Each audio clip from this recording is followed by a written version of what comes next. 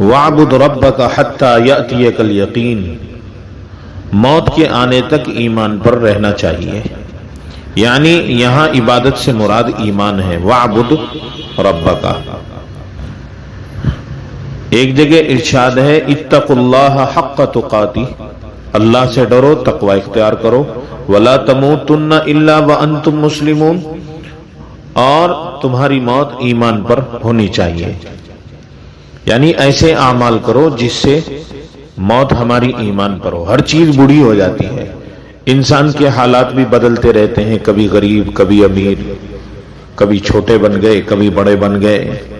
میرے بھائی یہ حالات بدلتے رہتے ہیں، کبھی جب بچے تھے جوان ہو گئے، بوڑھے ہو گئے۔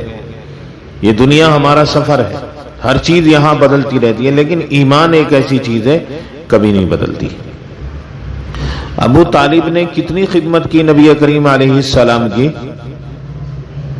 اور کس قدر ان کو یقین تھا نبی کریم علیہ السلام کی ذات بابرکات پر، کہ ایک بار قحط پڑ گیا مکے کے اندر، تو میدان میں لے کر گئے اور حضور پاک علیہ السلام کا ہاتھ پکڑ کر آسمان کی طرف رخ اٹھا کر کہا کہ یا خدا، اے ہمارے پالنے والے، یہ بچہ وہ ہے جو یتیم کی خبر گیری کرتا ہے، بیواؤں کا، مسکینوں کا خیال کرنے والا ہے، اس کی برکت سے بارش کو برسا دے، قحط دور کر دے۔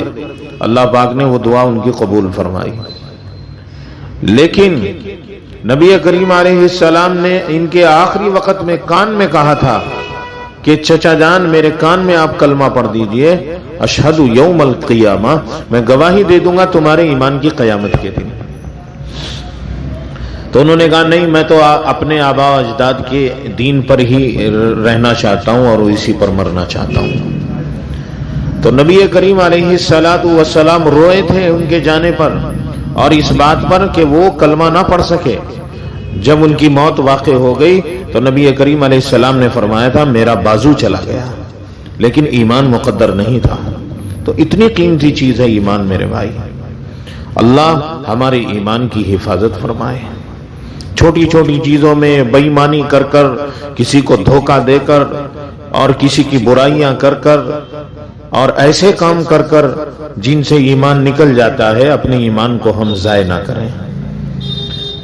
مطمئن نہ ہو کہ بس ہمارے گناہ معاف ہو گئے، اب ہم جو مرضی کریں۔